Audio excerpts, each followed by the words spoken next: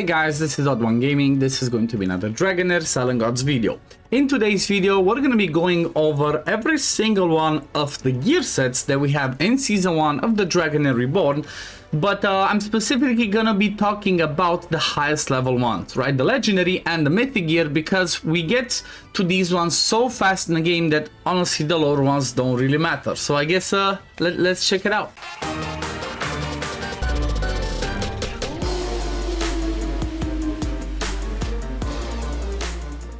Now, before I jump into it, I just want to mention, if you've not, supported content creator or did not realize yet, you can support me if you decide to do that by coming over here in the announcement. You go to bind your invitation, click go bind creators, and then you can use the code ODD1 in order to support me. The way you would have to type it is going to be, let me just write it for you, it's going to be like this, right? You need to use capitals. Ooh, I'm flying everywhere. So ODD1 like that, and then you can support me as a content creator. Pretty much, if you do this, you instantly get some rewards.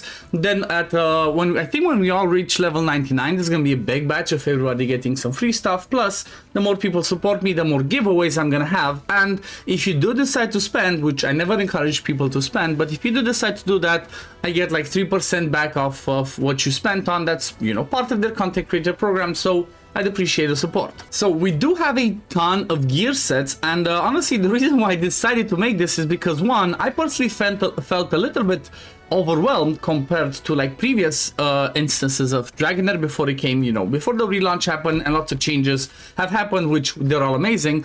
They used to be like, what, 4 sets of the damage one, 2 sets of this one, 2 sets of this, and like 1 piece of each the Mythic, so there wasn't too many options. Now there's a ton more. So if I personally felt like, it does feel a little bit overwhelming, I said it might be a good good video to make. So I'm gonna go over the sets, what they do, and I guess I'm gonna give some examples of people or areas where you can use them. So I guess let's start with going through the dungeon, I guess, because they're a bit quirky. If you did not realize, well, you're gonna realize now, but when you're farming the equipment dungeons, Grave of Venom now doesn't give only attack sets, it only gives weapons and helmets, right? So don't spam just one spot because you're gonna be lacking the other ones. But Grave of Venom gives weapons and helmets, Grave of Curse gives chest plates, Grave of Rot gives gloves, and obviously Heretical Ruins and Ancient Battlefield, which opens tomorrow for me, they give positive and negative runes. So let's go over this one. Once you hit level stage 15, you unlock the Mythic gear as well. So I guess let's start with the normal gear sets,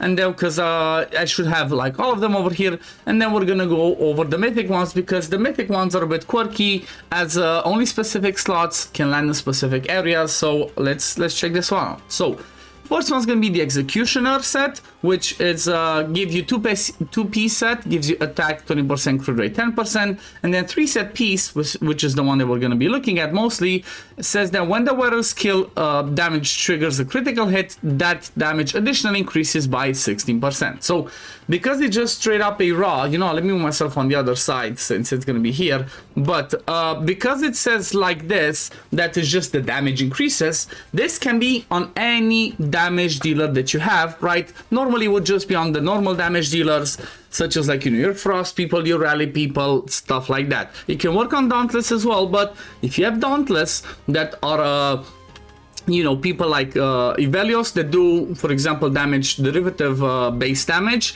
then you would prefer to go with a different one that also gives skill haste. But this one's pretty standard, 16% more damage that you get when you crit. Okay, let's move on to the next one. So next one, Cyril's Whisper, attack 20%, skill haste 20 for the 2-piece, 3 pieces for each negative effect the enemy carries. The wearer's attack ignores 70% of their defense up to 3 stacks. So this one goes up to 21% defense increase. Again, it's pretty standard. I've not personally tested, I've not done that much. I'm gonna try to maybe in the future try and get comparisons between Cyril's Whisper, between the Executioner, between all the other ones, and try and make like, okay, this is the best set for damage dealers or that or whatnot. But this one's pretty much gonna be important, or this one is gonna be used if you have a team where you consistently have 3 debuffs out. If you're not gonna have 3 debuffs out, this is not gonna work. So a good example where you can have a Cyril's Whisper set would be, for example, in Vortex, where you're going to have attack down, where you're going to have defense down, and where you're going to have maybe some other random debuff. So, for example, this could be really good on people that, you know, on Frost teams, because Frost, you know, in order for them to do more quirky stuff with Frost, Cyril's Whisper is going to get that extra bonus as it ignores more defense. Okay, move over to the next one. The Heart of the Gambler gives attack percent and then attack speed in 2-piece. And then 3 pieces is when the wearer attack triggers a critical hit, has the 35% chance of dealing additional 130% physical damage.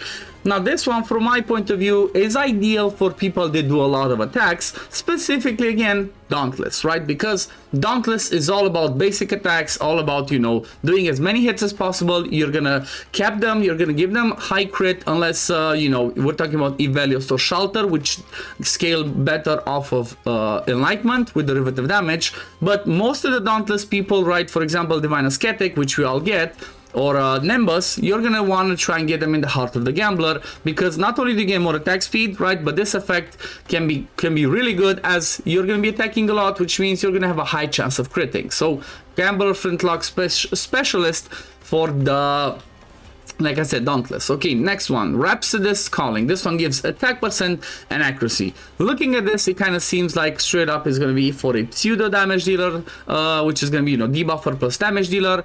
But let's see, 3-piece set. When the wearer inflicts a debuff, damage dealt increases by 8% for the next 10 seconds, up to 4 stacks. So this is going to be, again, ideal for somebody that's more of a debuffer. The effect can go up towards that 32%. So if you have somebody that does debuffs and can do some damage, this could be pretty good. Like an example of, this could be really good on a team, for example, like Frost, right? Because Frost, in order to damage, they have to land those debuffs. Same thing maybe for a Poison team. Poison team, they're going to be landing those poisons. Every time you land that debuff, because poison counts as a debuff, you're going to be getting this damage stack up to 32%. This one sounds to be like kind of like the most powerful one for teams that do debuffs, right? Because 32%, I think, is going to be better than just 21% ignore defense, which is the cap over here. So Rhapsodist's Calling might be the key one. I'm looking forward to like testing it in the future. Okay, and then the next one, the last one of the damage ones, Platinum Knight Quality. Attack percent Enlightenment, pretty straightforward. For 12 seconds after wearer unleashes an ultimate skill, damage dealt increases by 30%. So this one, if you have specific teams where, you know, the damage comes after the wearer deals their ultimate, this is going to be, well, kind of like maybe the best one. So this is an example, a wild team where you want Flora to like place that stuff, which, you know what, tomorrow is going to be a Flora banner I'm going to be pulling. Keep an eye on the channel for that. But for a Flora team, this seems to be like the ideal one for her, because she does the ult, and then, you know, everybody else proccing their damage and proccing wilds is just going to keep boosting her damage. So this could be good for something like that. Or another example, somebody like an Evelios, right? If you time it right, you do Evelios' ultimate, and then you get Nimbus, Divine Ascetic, and anybody else to do their hits afterwards, because Evelios can, you know, do more damage with this passive the more other hits come. So Platinum Knight seems to be like really good for stuff like that. Okay, next one we have Ancestral Protection, HP and defense, decreases the damage taken, and the wearer receives it. This one's pretty straightforward. This one is kind of like a protection set that would usually go either on your tank, or it would go on maybe your healer to like soak up some of the damage from the tank, so they can, you know, your tank can survive some more. So this one's just pretty straightforward. Then the next one we have Radiance of the Blue Oak, gives you defense and skill haste, okay? And then when HP drops to 25%, gains recovery over time for 10 seconds, healing by 80% of defense per second. This one can trigger only once every 60 seconds. So this one is a good example of somebody that I'm personally using it on. It's going to be mostly your tanks, right? Gives you more defense, some skill haste can help, so you can come back to your skills faster for the 2-set piece. But the 3-set one, as an example, if you go in the Grave of Venom, right, where your tank is going to be getting a lot of damage, if your tank drops to like really low HP, this is going to help him recover. Same thing for the Grave of Curse. With my Zephy Cheese team, I have my Urion in this one. And Urion's a really powerful example to wear this, because he has that like every 60 seconds that he procs that unkillable, so you can just heal that back up. So this one would be specifically for tanks from my point of view. The next one, Tundra's Tenacity, HP and Accuracy, it's a little bit of a different one. The wearer gains 1% ultimate energy each time taking damage. Now this one's a bit of a quirky one and I cannot exactly think. I guess this could be good on somebody that's maybe a tank, that's a really strong ultimate, that it has some debuffs. So the more damage they take, the faster they come to their ultimate. And then, you know, also getting that accuracy could be helpful. Good example is Stagomir, right? He has an AoE attack on the ultimate. It does, like, you know, just in front of him in a kind of like a triangle shape. This could be good on him. Honestly, maybe even on Urian, right? This could be actually amazing on Urian, even if you ignore the accuracy part of it that he would get, because you gain ultimate energy each time you take damage. You take lots of hit, which means he's going to be coming to that ultimate faster, which means he's going to be getting that shield, the damage reduction. So again, this one really powerful for tanks. Okay, and then the last one, which is from the protection ones, Revenge of the Fallen, gain HP and resist. Okay, when the wearer takes damage, has a 50% chance of reflecting 20% of that damage back to the source. I guess this one's a quirky one. It doesn't seem that powerful from my point of view. I feel like this one would maybe be a quirky one and would shine more in something like Arena, right? An Arena where you might want to go and have like a tanky defense team and somebody tries to come and blast you. If you reflect some of this damage, it can be a, you know, a crazy thing that happens. As an example, you face a Filto or a Vitar that does insane damage. If you reflect, if you get a 50-50 and you reflect 20% that, she might just kill herself. So I think this is more of an Arena specialist. Okay, let's move over to like the supportive ones, I guess. Power of Tides, Enlightenment 30 and Resistance 60. Quirky stats in there. When the wearer successfully resists enemy inflicted effects, heals all allies by 5% max HP. This effect can only trigger once every 10 seconds. Again, this is a little bit of a quirky one. I believe this would be more powerful in stuff like Arena maybe, or maybe even Ancient Battlefield, right? If you need that extra boost of healing. It's not that insane, it's not that bad, but I would definitely not prioritize it. Maybe something like Arena from what I'm looking at. Okay, next one, Puppeteer's Inspiration, Accuracy 40, Resistance 60. When the wearer casts an ultimate skill, allies of the same element gain 10% ultimate energy. Any target can only gain this effect once within 15 seconds. So this one, again, it's a little bit of a quirky one. I guess this could help if you need in a specific area of the game, and I don't know, maybe a dungeon, if you want to get your people closer to that 18-second recharge time to kind of like do the speed tune and the rotation. This could be helpful, but again, keep in mind it has to be the same element. So it's, you know, it's kind of tough if you want to have a 5-man team to have an 18-second cooldown, unless you hit 55 skill haste through positive, negative rune and stuff like that, which is kind of lost stats for damage dealers. Then you would go with this, and that means, you know what, you don't need to get that 55 skill haste anymore. The 10 seconds ultimate being boosted should allow your team to be at 18 seconds. So it's a pretty quirky one.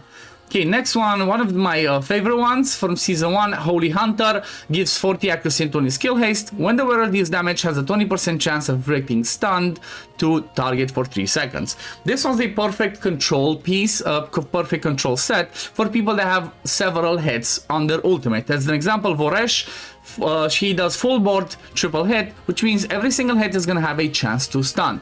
This is going to be good for Arena, this is going to be good for Famiander, this is going to be good for any other area where you need to control them because you cannot quite kill them as fast. So Holy Hunter's a really fun set, but I think you're going to predominantly see it in Arena. And then the last one, Brotherhood Spirit, gives 25% defense and 2-piece set. 3-piece, when the wearer casts an ultimate skill, all allies' elemental damage dealt increased by 15% for 10 seconds. This is one of the best sets from the pair, because this one is going to be the one that will go on kind of like your supporter booster hero that's going to be in any area of the game if you need to get that extra boost. So as an example, in Temporal Vortex, whoever's going to wear this set is going to be the person that goes before your damage dealer. So as an example, you could put the Brotherhood Spirit on the person that has the Witch's Remains, right? Because Witch's Remains, you definitely want to go first, and then damage dealers go after that. So this one is a perfect set. In pretty much any team, before your damage dealers go, you want to have somebody in this set, because 15% damage is going to be a lot. So that was the first one of the normal pieces of gear. Now I guess it's time to look at some of these mythic ones, because they're kind of quirky as well. So first one, Chaos Symbiosis. For each ally of the same school present, the wearer's attack increases by 6%. So as an example, in let's say Temporal Vortex, you have 3. I'm not sure if it counts itself or not. I guess we're gonna see once I'm gonna do some testing. But if it counts themselves, if there's gonna be 3 wild people, that means there's gonna be 18% increase in attack. If it only counts for 2, that's gonna be 12. I feel like this is gonna be really good for Chaos Shadows and Otherworld exploration, where you can get away with kind of like only 1 support. And this one you can get like up to 4 times, which is gonna be 24% attack. So could be really good on pretty much any damage dealer if you want that extra attack. Next one, the Magic Crystal Refinement. The wearer gains additional attack equal to 300% of current accuracy. This can be really good on somebody that you want to have a ton of attack, and that also is going to be wearing accuracy. So a perfect example is, again, let's say in a wild team where Felicity is going to be your defense penalty hero. You're going to be stacking her with some accuracy so she can land it, and then she's going to convert a ton of that accuracy into attack. So that means she will be able to also do some attack. Or you can go a different route. You can make, for example, if you do an unkillable team, somebody that's gonna be wearing your organ pipes that gives more attack to your ranged people. You can put this one on them, just stack them with a ton of attack and accuracy as much as you can, and then they're gonna be having so much accuracy to give to your Flora or any other ranged damage dealers that this is gonna be really fun. So I feel like this is gonna be pretty powerful, especially if you can, like, you know, get away with people not needing other stats apart from accuracy and attack. The next one, Fearless Challenge. One piece, the wearer deals 16% increased damage to enemies with max HP higher than the hero by 50%. Honestly, I feel like this is gonna be the best one, because most of the times, unless it's like arena, most of the times you're not gonna have you know, that much max HP, and the things you're gonna be facing are gonna be having a ton more max HP than you. So if we're talking like, you know, the Grave of Curse, Grave of Venom, Titan, Ancient Battlefield, the Temporal Vortex, all of them are gonna be having a lot more attack than you. So this one's gonna be really cool to be used for. I think this might be just on most of your damage dealers for the top part. Okay, let's move on to the next one, Mona Lisa's Teardrop. When the wearer's HP drops to 0, gains immortality for 3 seconds and 15% damage reduction for 10 seconds. This effect can trigger once every 120 seconds. This is another good example of it will go on your tank, or maybe on somebody that wears the Ancestral Protection pair with this. In case you drop too low, they can survive once every 120 seconds. Like as an example, in my Grave of Venom team, as I showed a few days ago, my Yurion has a helmet that uses this. So again, just to prevent some of that can be good in dungeons like Venom, but it can be good in arena, right? This can make it be really annoying for you to not die in arena. Yurion, you'd proc this one first, then you're gonna proc his passive, so definitely worthy on somebody like that. Okay, next one. When the wearer grants a shield, one debuff is also dispelled from the target. This effect can trigger once every 20 seconds. Okay, this one sounds like it's going to be an amazing piece of gear, especially for Temporal Vortex. I feel like that's going to be the #1 thing it does, because if you think about it, once we get to stage 4, difficulty 4 of the Temporal Vortex, the boss starts putting defense penalty out there, and it's kind of hard to find the perfect, the ideal cleansers. There's not too many, or like, you know, there's not a ton. There's a few specific ones that you want to also bring some stuff. But if you want to make a team that kind of like, you know, focuses on using shields, so for example, you want to use the Dolphus in your team because he can bring some massive shields, give him this piece of gear, right? It can be a weapon or a helmet. I'm going to show you soon, but give him this piece of gear. Then after the boss does the defense penalty, you just throw out that shield with the Dolphus and you're good to go. You have no more defense penalty on you. You have the massive shields, so this is a perfect one. And obviously being every 20 seconds that they can proc, it's exactly the rotation of Temporal Vortex, so this one's really good. I love it. I love this one. Okay, and the last one, Impregnable Giggity. The wearers gain buffs have a 50% chance to be enhanced, making them undispellable. This one's, I don't know, I think this one's just gonna be mostly arena. There's not too many areas of the game where you worry about, oh my god, I'm gonna have buff stolen, where you know, just a 50-50 would be enough. So I think this is gonna be mostly arena, or maybe again Ancient Battlefield and Grave of Venom could be useful on your tank, but it's not the best. I'm not gonna be worrying about this anymore, or like too much.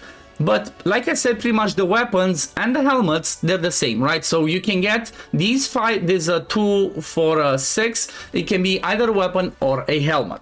Now I guess let's move over to the other one. So if you go to like Grave of Curse, These ones, as you can see, they're pretty much the same sets, right? The chest plates. However, if you look at the chest plates for Mythic artifacts, they're going to be different. And I think the way that the chest plates and gloves work is they can be this, you know, you can have chest plate or gloves of the same things. So let's check these ones out. Iron Bastion, when the wearer takes critical damage, has a 50% chance of reducing the attacker's crit rate by 30% for 5 seconds. This one's just straight up arena, right? I cannot see any other area where this one's gonna be good. Just arena, straight up arena focused one. Next one, Schadenfreude. I think I read it right. It's a quirky name. Each time the wearer successfully inflicts a debuff, performs 2% max HP self-healing. This is interesting, and again, I'm not sure who would be needing that max HP healing that does a lot of debuffs. I guess, again, somebody like a tank that would be doing some debuffs, but the thing is, like, most tanks don't have debuffs on their ultimate and their battle skill, so I'm not sure where you would use this. I guess maybe, again, maybe you pair this with somebody that's a debuffer, but you also give them ancestral protection, so they would soak up some damage from the tank. That could work. It's too quirky. Like, I personally don't see this being used too much. Okay, next one, Clean Sweep. When the wearer's ultimate skill recharge completes, dispels all negative effects from the hero. I'm not sure where you would necessarily use this. Maybe honestly, I don't know. Like, maybe arena. That's about it. Because in most of the other areas of the game, you can use the other one. That, again, if you put shields, you cleanse it, or you can just have a cleanser. So I don't think, again, this might maybe in arena, just as, you know, the extra piece for another set could be useful. So you cleanse the debuffs. I think, again, mostly arena for this one. Okay, Strike the Unprepared. Number one in the game, right? Number one, or like maybe number two, because I guess the weapon is really powerful. But this one is going to be on every single one of your damage dealers possible, because this one is the wearer deals 30% increased damage to enemies under defense penalty. So again, on any of your damage dealers that are mostly going to be doing damage, you're either going to have a chest plate or a glove of the Strike of Unprepared, hands down. Like, that's what I believe. And honestly, looking at the other sets and the other mythic pieces of gear, you might be having this one as a chest plate, a weapon with the other effect, right, from the mythic pieces of gear, and you might not have just normal legendary gear. You might just go with 3 mythics and a random offset piece. But yeah, this is definitely the most powerful one. Okay, next one, Imposing Presence. When the wearer is at 100% HP, damage dealt increases by 25%.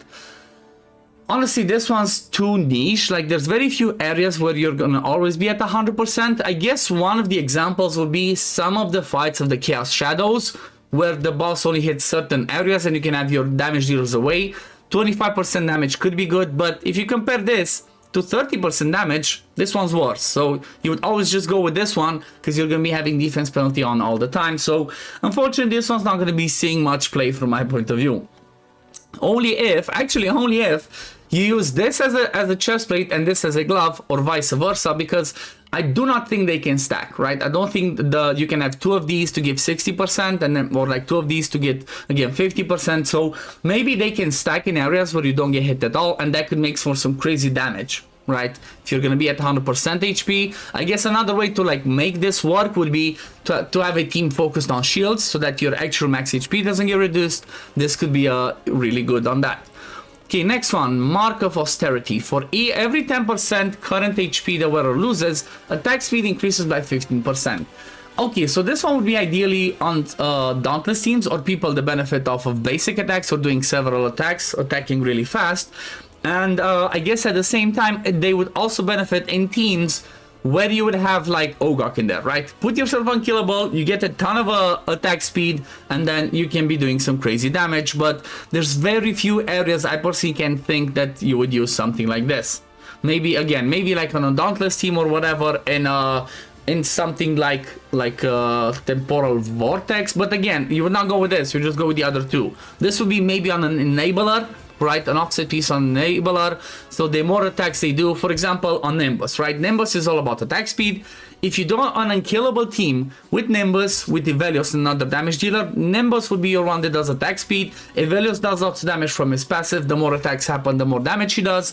So Nimbus would not wear these to like get full on damage. He would wear this to keep enabling Evelios' damage. Hope that makes sense. Okay, 2 more. Death Record. One Piece set, of course, like all the other ones. When the wearer deals derivative damage, marks the target to increase their derivative damage taken by 20% for 12 seconds. Interesting. So I think this could be good again on somebody that does derivative damage, but again, is it gonna be better than this? This one's 25%, this one's 30% straight up damage. Are you really gonna be using this to boost derivative damage only by 20%? I guess it's gonna be subject to testing, right? I'm gonna be testing these later after I get more pieces and can do more testing in Vortex, but it kind of seems like you would not use this instead of like the Imposing Presence or the Strike the Unprepared, which are gonna be the two bottom slots. So I don't know if this is gonna be good. I'm gonna have to see once I test it. Then the last one, Ancestral Guidance. The wearer gains 50% basic attack lifesteal, gaining additional 50% lifesteal when HP is below 25%. I cannot really think where you would use this. It's just not good enough. All of the other ones are so much more powerful that I cannot think where you would really need a lifesteal to keep yourself alive. As even like in areas where you would put this on your damage dealers, you're better off to just bring a support to give your healing and keep you alive, and then just have these two on them to do more damage. So this one, Ancestral Guidance, I'm not sure I'm going to be seeing much playtime myself or anybody else using it, honestly. And I think that's about it, right? So those are all the pieces. If we go in Grave of Wrath, just to make sure, yep, they're pretty much all the same pieces of gear. Just like I mentioned, it's gonna be on, so the gloves and helmets share the types of Mythic gear, the bottom ones, and then the top ones share the type of Mythic gear. But that pretty much covers all of them. I know it's been a little bit of a longer video, however, like I said, this season it's a little bit more complex with the gearing system. So first of all, it helped me as well because I read through all of them and it kind of, gave me some ideas of some specific builds. As a simple example, like I mentioned, maybe the meta is going to be not having a three-piece set of the legendary gear, right? Maybe the meta is going to be on most damage dealers to have one piece of Strike the Unprepared, one piece of Imposing Presence, if you're going to be able to get at 100% HP, right, to be kept there. And then you can complement that with something like this, with the Fearless Challenge, where deals 60% increased damage to enemy with more max HP. So that might be, or even with this one, you might have two of these. So it might be quirky, right? It might be quirky. I'm looking forward to like playing around with them and testing them. I have a feeling there's going to be lots of builds with just Mythic gear, because if I'm not mistaken, I've seen people in Vortex have like already like, full Mythic gear, ignoring the other stuff. Let's have a look at Lazy Fire, for example. Let's see, Flora the best. Yep, there we go. Exactly like I mentioned, Imposing Presence, like, when they have more max HP, then the Strike the Unprepared, then you're gonna have one of the Fearless Challenge and one of the Chaos Symbiosis, and he has the team. I'm surprised he has this one. I don't think this one would benefit much. He would not benefit much because he's going to be losing HP, right? Maybe this would work more if they had the Chrysos in the team, right? Because Chrysos brings massive shields. Let me see, does anybody have actually have him? Not really. But anyway, we're gonna leave it at this. The video was long enough. Thank you guys for watching. I hope you enjoyed this video and I hope it was helpful. If it was, please consider liking it, subscribing to the channel to see when I upload next. Don't forget to support me as a content creator if you want by using code OddOne, and I guess I'm gonna see you on the next one. Peace, love, take care, run. Bye guys.